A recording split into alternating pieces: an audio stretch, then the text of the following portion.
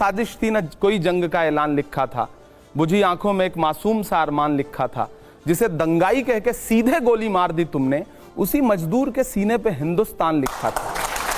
आदाब दोस्तों, मैं कलीम सहारनपुरी उत्तर प्रदेश से। इमरान प्रतापगढ़ी वो शायर है, वो इंसान है जो गरीब मजलूमों के साथ हमेशा से खड़ा रहा है। मुझे उम्मीद है कि आप उनकी ये वीडियो देखकर कहेंगे वाकई इमरान साहब वाकई समाज के लिए काम करते हैं और समाज के लिए बोलते हैं।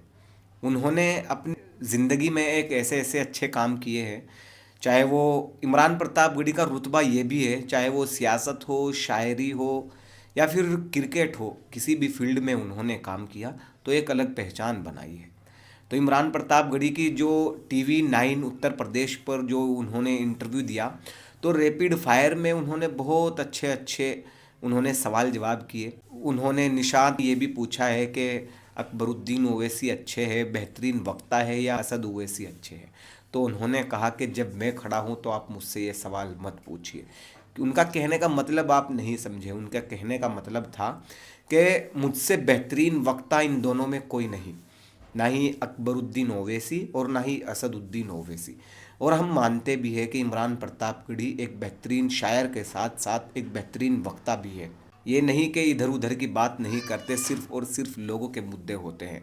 तो आप ये वीडियो पूरी देखिए। मेरी हिम्मत थी और मुझे ऐसा लगता है कि इलाहाबाद विश्वविद्यालय की पढ़ाई जो है वो आपको वो तेवर सिखाती है कि आप समाज को अगर बदलना चाहते हैं तो हर उस फील्ड में जा कर के खुद को आजमाइए जहां से आपको लगता है कि समाज को कंट्रोल किया जा रहा है, देश को कंट्रोल किया जा रहा है। मुझे एक वक्त के बाद लगा कि मंच अब जब मंच ही कंट्रोल हो रहा है तो फिर वहां चलो जहां से मंच कंट्रोल हो रहा है, जहां से कलम को कंट्रोल किया जा रहा है। तो मैंने बुद्धसेन शर्मा जी को कभी सुना था, उनका एक शेर था कि दिए बुझाती शोलों को भड़काती है, आंधी को भी दुनियादारी आती है, यार सियासत की गलियों में मत जाना, नागन अपने बच्चों को खा जाती है। हम इलाहाबाद में उनका एक शेर ये भी सुन रहे थे, तो हम राहत इंदौरी को भी सुन रहे थे कि यारों के भी दांत बहुत जहरीले हैं, तो हमको भी सांपों का मंतर आता है। तो हमने सोचा चलते हैं और मंतर आजमाते हैं, तो सियासत की दुनिया में आ गया।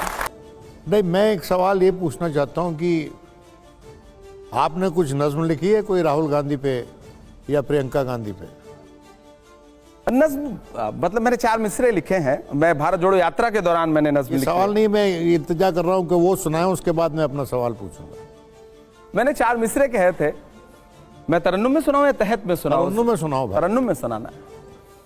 खौफ नहीं जिसे मुरझाने का, मैं उस गुल के साथ खड़ा हूं। मैं जो बात कह रहा था कि जो साहस है उनमें, खौफ नहीं जिसे मुरझाने का, मैं उस गुल के साथ खड़ा हूँ। कैसा भी दौर आए लेकिन मैं राहुल के साथ खड़ा हूँ। कल भी खुल के साथ खड़ा था, आज भी खुल के साथ खड़ा हूँ। कैसा भी दौर आए लेकिन मैं राहुल के साथ खड़ा हूँ। और बहुत महत्वपूर्ण बात ये, मैं इससे जुड़ा एक वाकया सुनाऊंगा। हम तमाम सांसद प्रोटेस्ट कर रहे थे, साल भर पहले की बात है, और हम एक साथ 70 से ज्यादा सांसद डिटेन किए गए। किंग्सवे कैंप थाने में हम सारे लोग रखे गए, उसमें राहुल जी भी बैठे थे। पहली बार राहुल जी ने आज तक कभी मुझे मंच पे नहीं सुना है, और मैं पूरे देश को बताना चाहता हूं कि राहुल जी ने इतनी मुलाकातों में मुझे सांसद बनाया, टिकट दिया, नेता बनाया, लेकिन कभी उन्होंने मुझसे ये नहीं पूछा कि इमरान तुम्हारे पिताजी क्या करते हैं, तुम्हारे पिता का नाम क्या है। ये बहुत बड़ी बात मैं कह रहा हूं। यहां जन्म कुंडली निकाली जाती है किसी को कुछ देने से पहले। तो पहली बार उन्होंने, हम सब बैठे थे, ये हुआ कि 4-5 घंटे यहां डिटेन रहना है तो कुछ सब अपनी प्रतिभा का प्रदर्शन करें। कोई गाना सुना रहा था, कोई कुछ सुना रहा था, तो मैंने 4 पंक्तियां उनको सुनाई। वो अपने हाथ से मोबाइल से रिकॉर्ड कर रहे थे। और साहस की बात यह है कि मैं राहुल को अपनी कविता में राहुल कह रहा हूं, राहुल जी नहीं कह रहा हूं। और वह उस कविता को सुन रहे हैं, सराह रहे हैं। यह खूबी है राहुल जी। विनोद जी, देखिए, पॉलिटिक्स से संबंध रखने वाले बहुत से शायर, बहुत से कवि हैं। अगर आप साहिर को सुने तो वो भी राजनीति की बात करते थे अपनी कविताओं में। जी, हबीब जालुब तो हाँ, स्टेज से बोलते थे कांग्रेस की एक टाइम पे, इलेक्शन फ्रीडम स्ट्रगल की से पहले। और फैज साहब ने जो शायरी की है, जो लाइनें लिखी हैं, वो दुनिया भर उसको दोहराती है। वो एक रेबेलस शायर थे। आप में रेबेलन की भावना कितनी है? देखिए, मेरी बात सुनिए, जब आप किसी भी पॉलिटिक्स में, किसी भी पार्टी में चले जाते हैं तो एक परिधि में बंध जाते हैं। जैसे एक परिंदा होता है ना, एक शायर, वो परिंदा है, वो फिर उसको आपने एक पिंजरे में बंद कर दिया। आप पिंजरे का कर्तव्य निभा सकते हैं? बहुत अच्छा सवाल आपने पूछा है। वसीम साहब का एक शेर है कि कौन सी बात कहां कैसे कही जाती है, यह सलीका हो तो हर बात सुनी जाती है। मैं खुशनसीब हूं कि मैं इलाहाबाद विश्वविद्यालय का पढ़ा हूं और हिंदी साहित्य से मैंने परास्नातक किया है, पोस्ट ग्रेजुएशन किया है। तो इलाहाबाद आपको एक अलग तरह की खूबी सिखाता है। वहां के चौराहे, वहां की चाय की दुकानें, हॉस्टल की कैंटीन। तो कांग्रेस पार्टी की राजनीति में शामिल होने के बाद मुझे अच्छा लगता है कि राहुल जी और प्रियंका जी दोनों लोगों ने हमेशा एक बात कही कि राजनीति में आ गए हो, लेकिन जो काम पहले करते थे उसको मत छोड़ना। कवि सम्मेलनों में जाओ, मुशायरों में जाओ, लोगों के बीच जाओ। वो आपको मतलब 100% एकदम राजनीतिक नहीं बना देना चाहते हैं। वो चाहते हैं आपके अंदर का साहित्य जिंदा रहे। और मैं हमेशा से, आज भी मैं उसी तेवर के साथ कविताएं लिख रहा हूं, उसी तरह से पढ़ रहा हूं। जिन मुद्दों पे मैं पहले बोला करता था, सियासत और सत्ता की आंख से आंख मिला करके, मैं आग से लड़ने निकला हूं, अंगारों से क्या डरना। मैं शायर हूं, एक शायर को सरकारों से क्या डरना। मैं लड़के बोल रहा हूं। और मैं आपसे भी गुजारिश करूंगा, जहां भी आपको लगे कि मेरी कलम में धार कम हो रही है, आप मुझे बताइएगा। आप हमारे बड़े हैं, बुजुर्ग हैं, कान पकड़िएगा और कहिएगा कि थोड़ी धार और लाओ, कुंद हो रही है। तो मैं आपसे वादा कर रहा हूं कि मैं आपके पाले में खड़ा मिलूंगा। आपका कर्तव्य है अपने नेताओं का कान पकड़ना भी। बहैसियत शायर, एक बड़े शायर, बड़े हिंदी के कवि होते थे, उन्होंने पंडित जी के मरने के बाद, पंडित जवाहरलाल नेहरू, इतना आइकॉनिक फिगर, उनके देहांत के बाद लाइनें लिखी थी। टिक टिक टिक टिक टिकर बोला, पंडित जी नहीं रहे, पर जब तक रहे प्रधानमंत्री रहे। बड़ा कटाक्ष है ये आपका, उस पर रिएक्शन? जिन्होंने कविता, आप जिन कवि का जिक्र कर रहे हैं, मैं उनके साहस को भी सलाम करूंगा और कांग्रेस पार्टी और बाद के नेताओं की सहनशीलता और साहित्य के प्रति उनके सम्मान का भी शुक्रिया अदा करूंगा। आज आप लिख दें तो स्थिति यह है कि कहीं पत्रकार जेल भेजे जा रहे हैं, कहीं कलमकार जेल भेजे जा रहे हैं। उस समय लोग सुनते थे। नेहरू जी कवि सम्मेलनों में जाके बैठते थे और कवि सम्मेलन सुनते थे, सामने से अपनी आलोचना की कविताएं सुनते थे, मुशायरा सुनते थे। मेरे दो सवाल हैं आपसे इमरान जी। पहला सवाल यह है कि संभल का मसला बहुत गर्म है उत्तर प्रदेश में, तो उस पर आपकी पार्टी और आपका क्या कहना है? आपको लगता है कि मामला अदालत के बाहर निपटाया जाना चाहिए? और दूसरा सवाल है कि आपकी पार्टी, एक ज़माने में लोग कहते थे कि जात पे ना पात पे, इंदिरा जी की बात पे मोहर लगेगी हाथ पे, और अब ये राष्ट्रीय पार्टी जाति पे वोट मांग रही है। ये दो सवाल मैं आपसे पूछ रहा हूँ। पहली बात तो ये कि कांग्रेस पार्टी जाति पे वोट नहीं मांग रही। आपका पहला सवाल है कि संभल के मुद्दे पे आपका क्या कहना। यहाँ तमाम युवा साथी बैठे हैं, हम किस धर्म से हैं, किस मजहब से हैं, इससे हट के एक बात मैं कहना चाहता हूं कि संभल के मुद्दे का हल कैसे होना चाहिए। इससे महत्वपूर्ण यह है कि वो जो 5 नौजवान मारे गए, उनके बारे में तो कोई बात ही नहीं कर रहा है। ऐसा नैरेटिव बना दिया गया कि चर्चा जो है ये हो रही है कि आज पुलिस प्रशासन ने ये बयान दिया, आज ये दिया।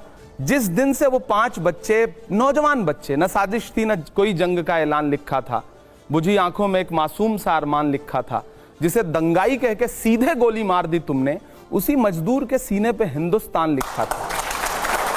मैं बहुत भावुक हूं। क्या किसी ने एक संवेदना का शब्द, सत्ता में बैठे हुए किसी एक व्यक्ति ने एक संवेदना का शब्द बोला है? 5 लाशें उठी हैं।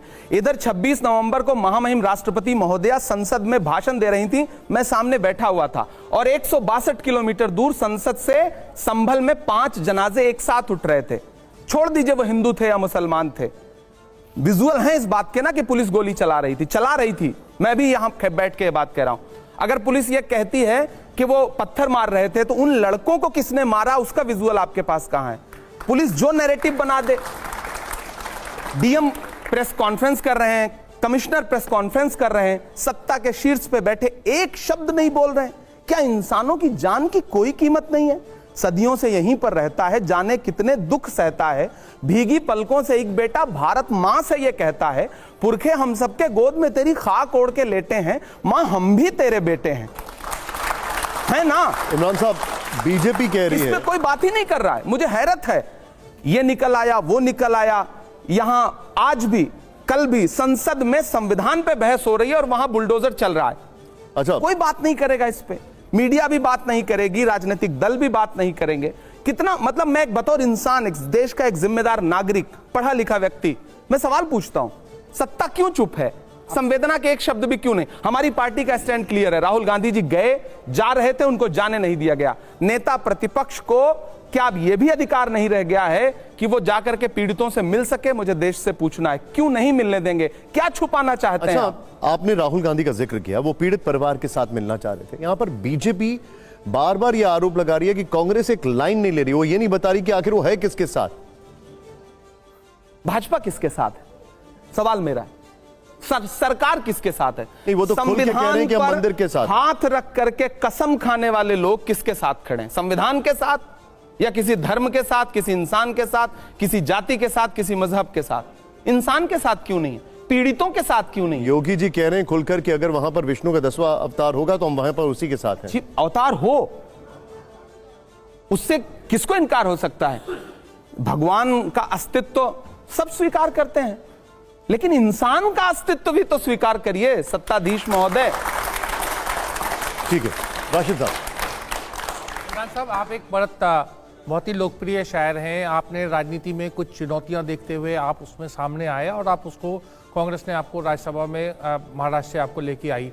लेकिन क्या वजह है कि आपने मोहब्बत की दुकान शामिल करी, मोहब्बत की दुकान में आप शामिल हुए और उस बात को आपने आगे बढ़ाया, लेकिन जब बटेंगे तो कटेंगे की बात आई महाराष्ट्र में और एक है सेफ है, वहाँ जो कांग्रेस का पूरा ये जो मोहब्बत की दुकान थी वो एक तरीके से बैठ गई, फ्लॉप हो गई। आप एक लोगों के बीच में जाते हैं, आपने वहाँ सभाएं भी की थी, लोग भी आए थे, क्या वजह आपको नजर आती है कि आपकी दुकान नहीं चली और बटेंगे वो कटेंगे वो चल गया? बहुत शुक्रिया रशीद किदवई साहब, बहुत सीनियर हैं, कई बड़ी किताबें लिखी हैं उन्होंने, राजनीति के बड़े जानकार हैं। देखिए, मैं आया, मोहब्बत की दुकान में शामिल हुआ। मैं खुद को खुशनसीब समझता हूं कि मैं नफरत की दुकान में शामिल नहीं हुआ, और किसी को भी नफरत की दुकान की तरफ नहीं जाना चाहिए, वो राजनीति हो या कोई भी क्षेत्र हो। मैं मोहब्बत की दुकान की तरफ शामिल हुआ। आप क्या कहना है कि महाराष्ट्र में वो दुकान क्यों नहीं चली? हाँ, नहीं चली। मैं भी हैरान हूं। मैंने 30 के आसपास सभाएं की। मैं झारखंड में भी चुनाव प्रचार में था और मुझे तो ग्राउंड पे झंडे भी नहीं दिख रहे थे जो पार्टी अभी वहां सत्ता में आई है। सच्चाई है, जो क्राउड उमड़ के आ रहा था, लोग स्वतः जिस तरह से सामने आ रहे थे, हम सब आशान्वित थे। हरियाणा का रिजल्ट तो सत्ता जिनकी आई है उनके लोगों को हजम नहीं हो रहा है कि हम कैसे जीत गए। हरियाणा में भी मैं चुनाव प्रचार में था, तो कुल मिला के वो रिजल्ट, सब वहां के गांव के लोग प्रोटेस्ट कर रहे हैं। ऐसे ऐसे गांव हैं, मैं चूंकि वहां से सांसद हूं महाराष्ट्र से, वो खुद कह रहे हैं कि भाई पूरे के पूरे गांव ने, अधिकांश लोगों ने कांग्रेस को वोट दिया, शिवसेना उद्धव ठाकरे गुट के लोगों को वोट दिया, वो वोट गए कहां? ग्रामीण प्रोटेस्ट कर रहे हैं और फिर वहां कर्फ्यू लगा दिया जा रहा है। उन्हें मॉक पोलिंग का जो एक उन्होंने कॉन्सेप्ट निकाला था मकरवाड़ी में, वो नहीं करने दिया गया। हम भी हैरान हैं। दूसरी बात यह कि मोहब्बत की दुकान अगर एक बार नहीं खुल सकी या मोहब्बत के फूल अगर मुरझा गए, तो फिर इसका मतलब ये थोड़ी है कि हम पतझड़ के साथ चले जाएंगे। हम फिर से बहारें लाने की कोशिश करेंगे, हम फिर से फूल खिलाने की कोशिश करेंगे। ये तो एक मुसलसल जंग है, ये नफरत और मोहब्बत के बीच एक जंग है। अगर हम यहाँ तमाम युवा साथी बैठे हैं, आपका पहला प्यार अगर कहीं से आपसे रूठ जाता है, दूर हो जाता है, तो जिंदगी खत्म थोड़ी हो जाती है। हम आगे बढ़ते हैं, नए प्यार तलाशने की कोशिश करते हैं। निशांत जी, मैं युवा हूं और मैं हर दिन 8 घंटे 9 घंटे रोज सदन में मौजूद रहता हूं। 100% मेरी अटेंडेंस रहती है। मैं एक अच्छे सांसद की तरह मैं सीखने और समझने के लिए वहां पे जाता हूं। मैं पिछले 2 दिन से संविधान पे बहस सुन रहा हूं। आप विश्वास करें, मतलब सिर्फ आरोप प्रत्यारोप है। गृह मंत्री जी कल भाषण दे रहे थे और जिस अंदाज में उन्होंने अंबेडकर जी को, जिस अंदाज में उन्होंने कहा ना कि आज एक फैशन हो गया अंबेडकर अंबेडकर अंबेडकर, अगर इतनी बार भगवान का नाम लेते तो 7 जन्मों के लिए स्वर्ग मिल जाता। देश के गृह मंत्री की यह भाषा होनी चाहिए? नहीं होनी चाहिए। इस देश के दलितों के लिए, पिछड़ों के लिए अंबेडकर भगवान ही हैं। भगवान मानता है उनको, इस देश की महिलाओं को जो अधिकार दिया है उन्होंने, वो भगवान जैसा ही है। तो मुझे लग रहा है, आप कह रहे हैं कि जश्न मनाना चाहिए, तो मेरा भी मन करता है कि मैं जश्न मनाऊं। मेरा भी मन करता, 75 वर्ष हम लेके आए थे संविधान को, कांग्रेस पार्टी संविधान लेके आई। लेकिन एक मिनट। आप अंदाजा लगाइए कि पंडित नेहरू को 1947 में जो देश मिला था, वहां से उठा करके देश को कहां लेकर के आए। आज आप उन पुरखों को कोसते हैं। क्या सिर्फ आरोप प्रत्यारोप के अलावा क्या उन्होंने एक बार भी प्रशंसा की नेहरू जी की? क्या एक बार भी प्रशंसा की उन्होंने मौलाना आजाद की? क्या एक बार भी उन्होंने प्रशंसा की महात्मा गांधी की? क्या एक बार भी प्रशंसा की स्वतंत्रता संग्राम से जुड़े हुए लोगों की? उन्होंने खुलकर कहा कि उनको सभी को एक साथ देखना चाहिए, अंबेडकर जी को किसी एक दल की तरह नहीं देखना चाहिए। सिर्फ अंबेडकर जी, देखिए जब भाजपा नारा महापुरुषों का जब भाजपा एकता का नारा लगाती है, तो उसमें क्या उसके जो एकता का नारा है उसमें अल्पसंख्यक हैं कहीं? मेरा सवाल है। और जब अल्पसंख्यकों की बात होती है तो मैं तो सरकार से पूछना चाहता हूं कि आपको रतन टाटा नहीं चाहिए? एक मिनट, उनका ये कहना है। मेरा ये पूरा कर लेने दें। क्या भाजपा को अगर सिर्फ बहुसंख्यक वाली बात करनी है तो क्या उन्हें रतन टाटा नहीं चाहिए? क्या उन्हें कलाम साहब नहीं चाहिए? क्या उन्हें जॉर्ज फर्नांडिस नहीं चाहिए? क्या उन्हें होमी जहांगीर भाभा नहीं चाहिए? कलाम साहब का नाम किसने प्रपोज किया था? नहीं, कलाम साहब का नाम किसने कलाम प्रपोज किया? साहब भी उसी समुदाय से आते हैं जिनको लेकर के आप जो भाषण देते हैं। कलाम साहब का नाम किसने प्रपोज किया था? हम अब एक मिनट आगे, एक मिनट जी। क्या नरसिम्हा राव मदन मोहन मालवीय को भारत रत्न नहीं मिला? क्या सरदार पटेल की स्टैचू नहीं बनी? निशांत जी, आपको लगता नहीं कि अटल बिहारी वाजपेयी जी और नरेंद्र मोदी जी में जमीन आसमान का? मैं नरसिम्हा राव मदन मोहन मालवीय की बात कर रहा हूं। आपको अंतर नहीं। आपने कहा ना किसने नाम प्रपोज किया था? नाम प्रपोज किया था उस दौर में अटल बिहारी। आपको लगता है कि यह भाजपा अटल बिहारी वाजपेयी जी की भाजपा है? आपको लगता है? समाजवादी अगर आपको लगता है तो फिर आप गलत सोच रहे हैं। ये अटल बिहारी वाजपेयी जी की भाजपा नहीं है।